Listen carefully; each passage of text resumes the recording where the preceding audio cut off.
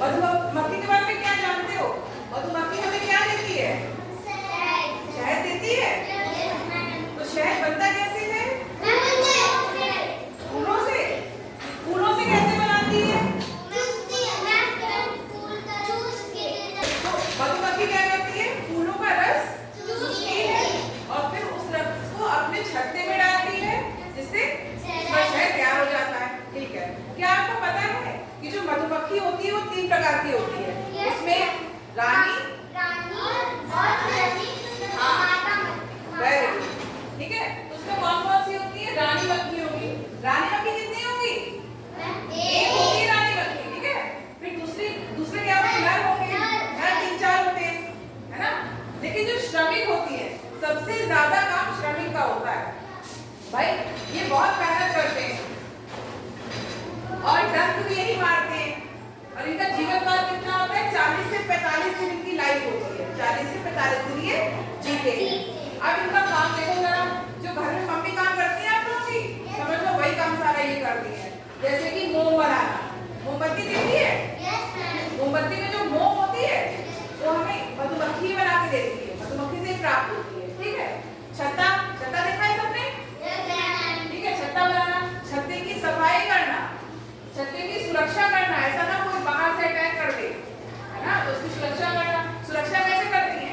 जब कोई अटैक करने वाला होता है तो क्या करती है? डंक मार देती है और ग्रुप में यानी कि झुंड में किसी के ऊपर भी अटैक कर देती है। कभी तो हम लोग को डर लगता है मधुमक्खी से, नहीं लगता है कि ऐसा ना घटी आकर हमारे डंक मार दे, है ना। फूलों की खोज करती है, भाई ढूंढना तो पड़ता है फूल कितनी दूर है, तभी तो रस निकालेगी वहां से। फूलों की खोज करना, रस को इकट्ठा करना, फिर रस से शहद बनाना और जो अंडे होते हैं वो भी छत्ते में देती है, तो अंडों की देखभाल करना। अच्छा ये बताओ, रस जब वो चूसती है तो उनकी बॉडी में जाता है, तो निकलता कैसे? मुंह से तो निकालती है, तो एक तरीके से मुंह से वॉमिटिंग करती है कि उल्टी करती है, तो वो शहद अपने छत्ते में एकत्रित करती है यानी कि जमा करती है। ठीक, तो नर जो हमारी रानी मक्खी होगी थोड़े बड़े साइज की होती है, फिर नर छोटी होती है, थोड़ा छोटा होता है, और श्रमिक और थोड़ी हाइट में छोटी होती है। ठीक है, और ये सारे क्या है? इनके कार्य हैं जो सबके बटे होते हैं। श्रमिक मक्खी में भी काम बटे होते हैं कि किसको सफाई करनी है, किसको अंडे की देखभाल करनी है ना, किसको फूलों की खोज करनी है। इनके सारे काम बटे होते हैं। जैसे आपके काम बटे होते हैं वैसे ही इनके काम भी बटे होते हैं। मम्मी काम काटती है कि भाई ये काम करेगा, बहन ये काम करेगी, ऐसे ही श्रमिक मक्खी जो होती है इनके भी काम बटे होते हैं। सोचो कितनी मेहनत करती है। आप जो शहद पीते हो तो कितना इनका योगदान है, कितनी मेहनत करती है ना।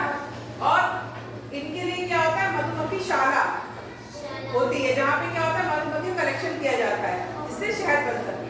पेड़ों पे तो ये देती हैं, लोग आर्टिफिशियल भी करते हैं। ठीक है, इकट्ठा कर लिया मधुमक्खी को और उससे शहद भी निकाला जाता है।